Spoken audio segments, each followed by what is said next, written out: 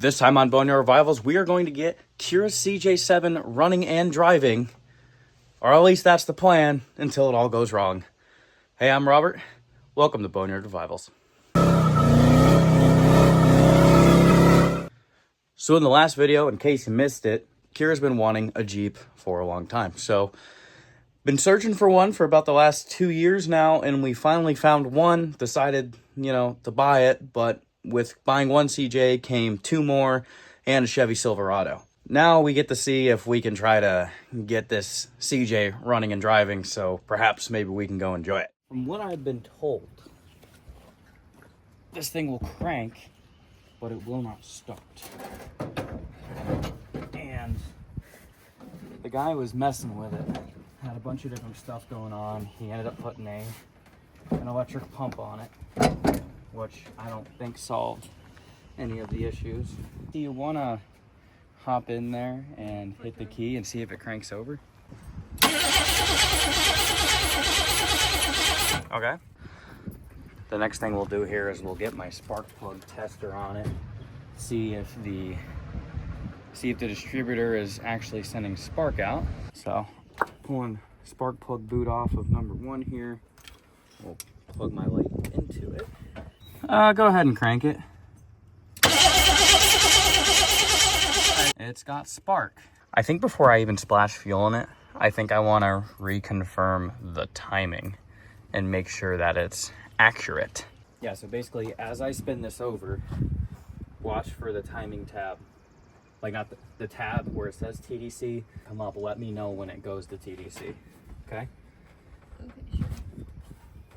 There, perfect. Now what we'll do is we'll grab a pick, we'll feed it into the number one cylinder to confirm that the piston's up in the hole. If it's up in the hole, we'll pull the cap off and make sure. So basically what you gotta do, you see the spark plug wire? Yeah.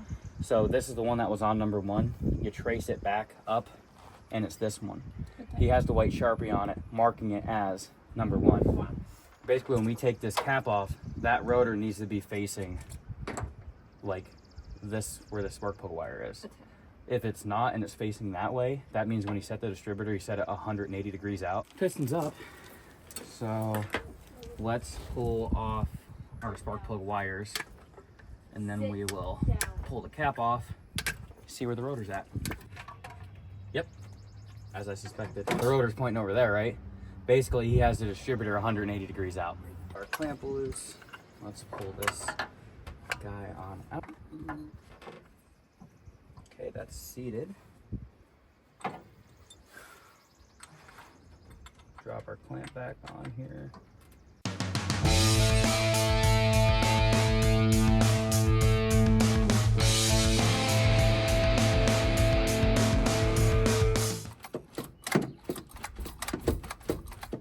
See what happens.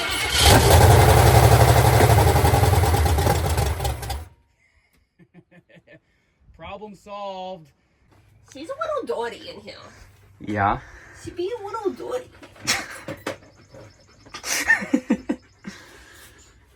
Now we just gotta put the back seat in.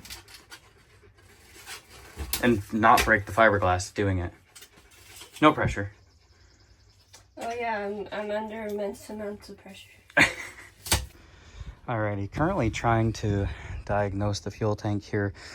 So he said he was having trouble getting it to run off the mechanical pump, so I ended up putting this electric one on it. I'm not a fan of these because you really should run a regulator with these. This one only does 4 to 7 psi, but still not a fan of that. Then there's a bunch of extra lines and stuff going down the passenger side. All the original stuff is in on the driver's side. I'd rather it run off the driver's side. So trying to figure out which hose is which. We should have the right one here. I have it plumbed into this jug. We're gonna fire this thing up and see if the mechanical fuel pump is working. Go ahead.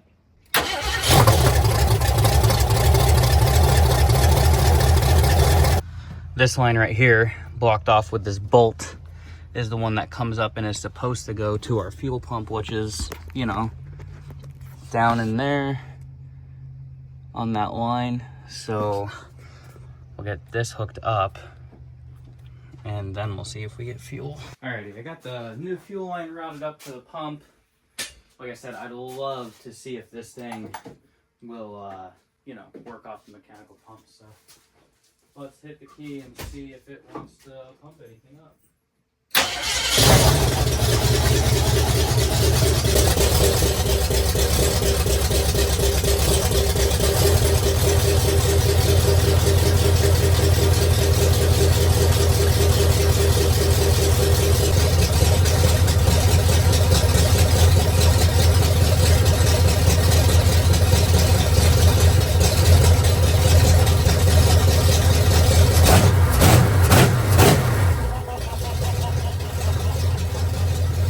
Alrighty, so this thing obviously runs now. It's running back off the mechanical fuel pump like I wanted it to be.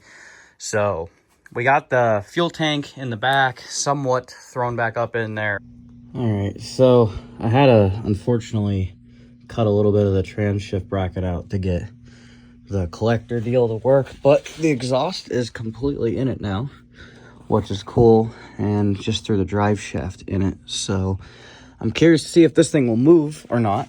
Something else that we'll be needing to address immediately is I started looking into that noise that was coming from the front pulley system here, and that water pump shot, so we're gonna put a water pump on it too.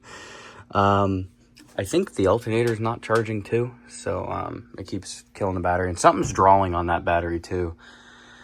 Keeps drawing it dead, but there's a drive shaft in it.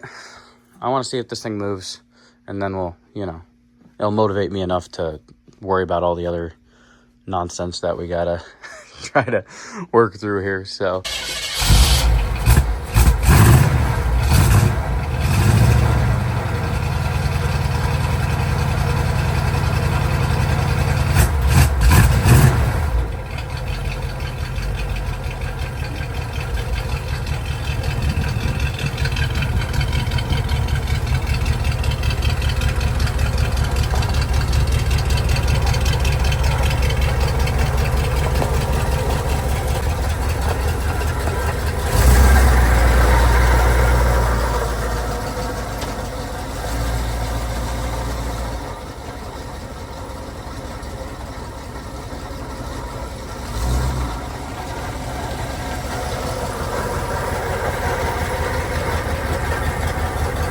alrighty, had a fight to get to her, but yeah, that thing is whooped. Good news is though, is that there was plenty of extra ones. This seemed like the best one out of the bunch, so we'll just go ahead and do the swapperoo here. This bearing, that bearing seems a lot more happier, so I gotta get some hoses off of this thing. We have the lower rad hose that needs to come off. We have this upper, and then there's this one over here for the heater core. Get them popped off. We need to get this alternator bracket out of the way, which the alternator is not charging as well, so that might be a good opportunity to look into that we have laying around here on it, just see if that makes a difference. But yeah, we need to get all that garbage torn off it, slide the old new water pump on her, and also discovered something else too, which was really fun. So this thing had an oil leak too. I think I mentioned that earlier. And so I popped the valve cover off. As you can see, no gasket on the head side. And there's just no valve cover gaskets on this thing. So I'll have to order some of them up, get them in. I'm sure if that side don't have one, I'm sure that the, you know, passenger side over here doesn't have one either. So valve cover gaskets, water pump, and maybe we're getting somewhere with this.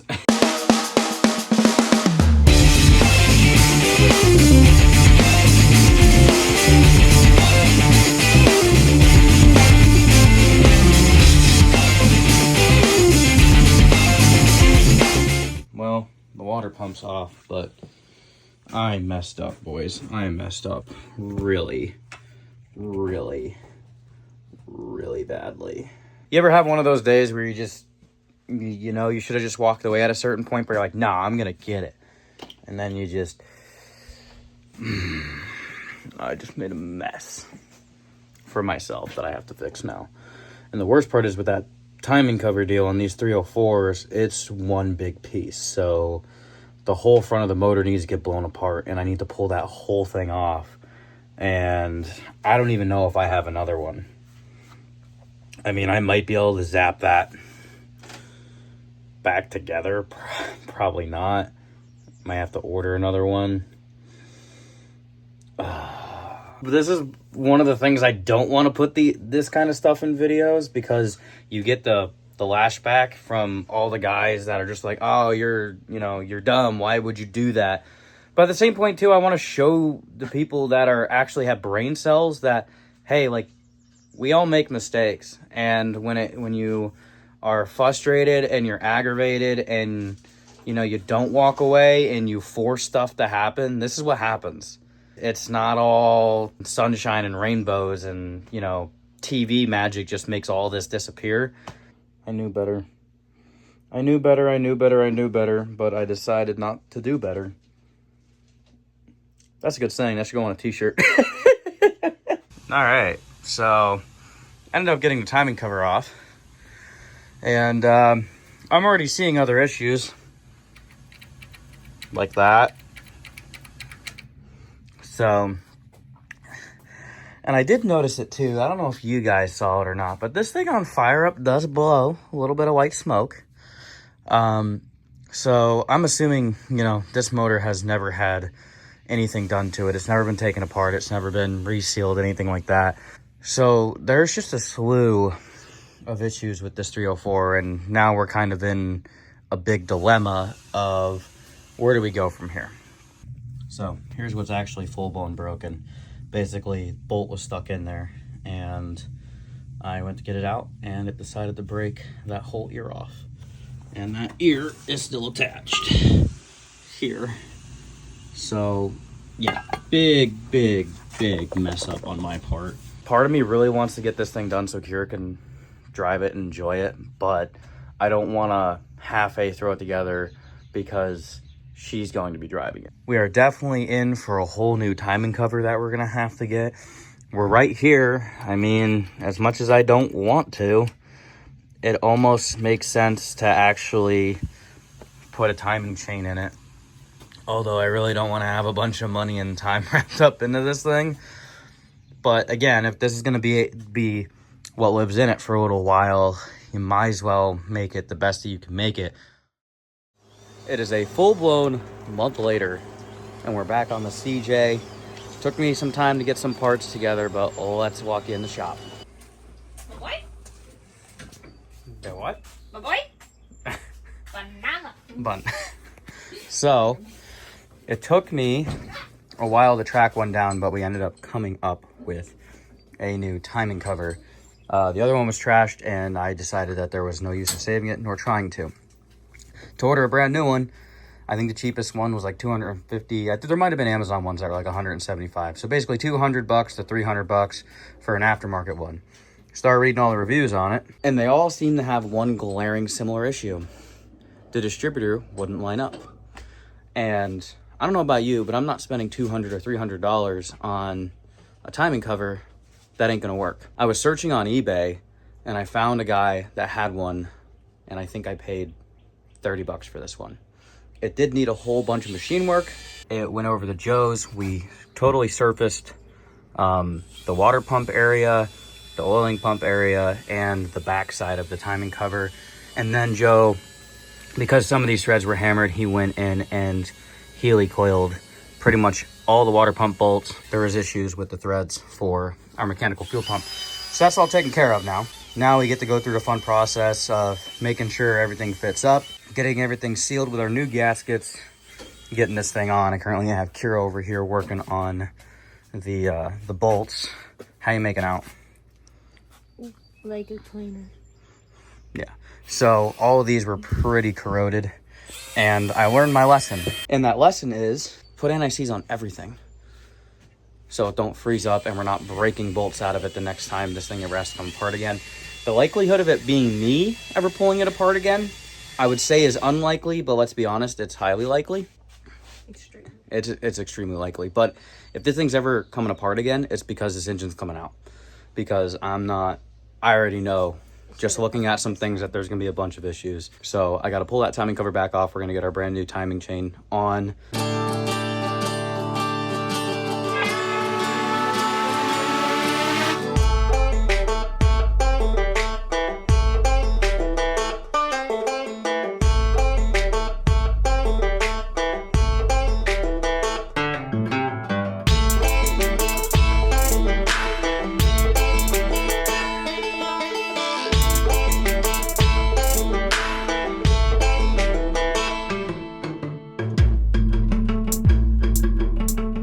For the first time in 2 months, the whole front clip's back on the thing. We still have to throw the distributor in and a bunch of other stuff. Just tidy some stuff up. But what I wanted to do right now was, we have oil in it. We have the brand new filter on it to make sure that we have oil pressure because of the gear-driven oil pump drive on this. If we have oil pressure, we will move on. Alrighty, this thing's slapped back together. Everything is hopefully hooked up right. We're ready to fire this thing and see if it works or not. I did end up priming the oil system before cranking it. I'll show you how I did that. So if you happen to have a few extra distributors laying around, you can make yourself an oil pump drive tool like this one. This was left over from the 4.3 liter V6 out of that Chevy S10 that we had. Basically, I cut apart the casting to get this shaft out. Basically, this is just the shaft of the distributor, and then down here I have the actual collet for it. Basically, what I ended up doing is, you have to cut the gears off, obviously, so it doesn't interfere with the cam when you go to put it in and turn the oil pump. So I cut that section off, and then of course, in true Robert fashion, I lost the roll pin that would retain this collet, so we ended up zapping her up there. And you know what? For just kind of quick, it turned out pretty good, and it works phenomenal. And it's been one of those things, I've been meaning to make one of these forever and just kept not doing it, but now I got one. So we stuck this guy in there, spun it, saw the oil pressure that we needed. So this thing should be primed. Distributor's back in. It should be timed in the ballpark. So hopefully it'll hit the key here. It'll fire up. We got coolant in it. Obviously we got oil in it. Hopefully it doesn't leak any of its fluids, and that water pump is happy, and the timing cover is sealed, and the water pump is sealed, and the oil pan is sealed. I'm just gonna hit the key and we'll see if it dumps all of its fluids out on the floor, or ready to rock.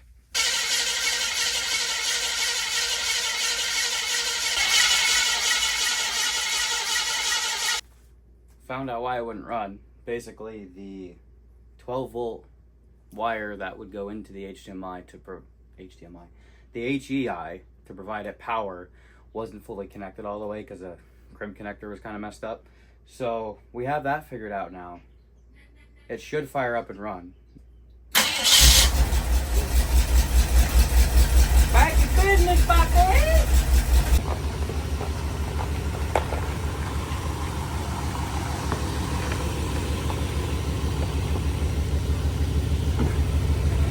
You can back it all the way back in there if you want.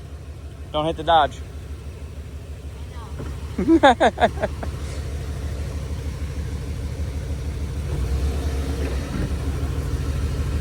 She gets after it, huh?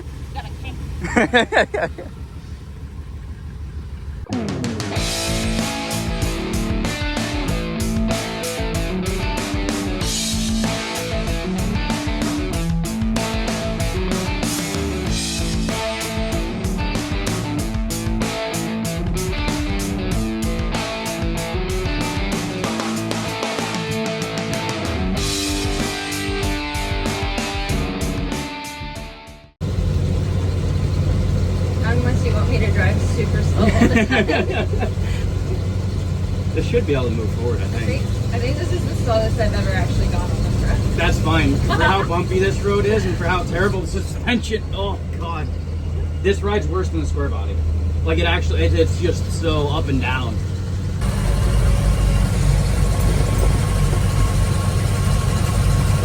I feel like an old lady driving up because I can't turn. This wire here was just attached up to this bolt up here. And I was like looking at it, and it goes to a ground, it looks like, there's a little post in here by the steering column. And I'm like, well, it looks like if it's just a ground to a ground, that doesn't make any sense until you realize, well, oh, windshield wipers were working before, they're not working now. Oh, wait, hold on. Oh, yeah, buddy, we got her good. What on earth is that? Well, we'll have to fix that next, I guess, along with all the other wiring harness. The rat's debacle. nest of... Like, don't know what that is. It's taped. Not sure what that's about. Safety. This looks like it's to something that, don't know what that is. There's a light there. That's cool. There's that might plug into something. I don't yeah, I don't know what any of it is or what it goes to, but I guess we'll be wearing our grounding cuffs. It runs and drives though. So I mean, you can't be mad about that. Well, good morning. Getting ready to go over to this local car show here, and we're going bigger than usual. As you can tell, Dodge hooked up trailer, CJ runs, crew cab's making the trek over, and square body's making the trek over.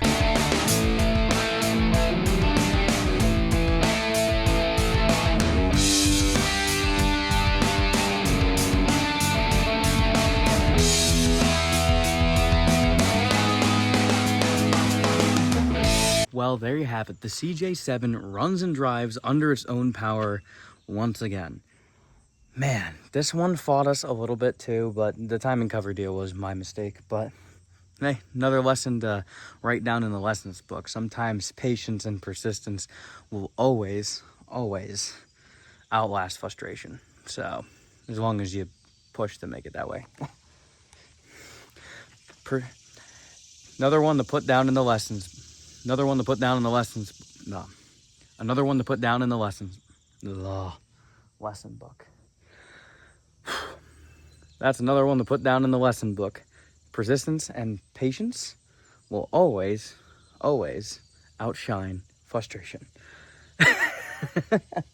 But a lot of work left to do to this thing. We need to get the headlights in it. We need to rewire it. And the 33s really need to go back on this thing. And we should fully tune it and make it run as good as we could possibly make it for what it is right now. And yeah, if there's anything else I'm missing, I'm sure you guys will let us know. If you guys have any ideas for this thing, let us know. But this is for the majority going to be Kira's deal. So however she wants to do it, however she decides to do it, we're gonna make it one of a kind, truly hers. And yeah, get out in the shop, start wrenching on your project, guys. Your dreams will not work unless you do. And if you already have enough projects, go buy one for your wife as well and throw it on the smorgasbord, because it's a good idea. I'll see you next time here on Boneyard Revivals. Take care.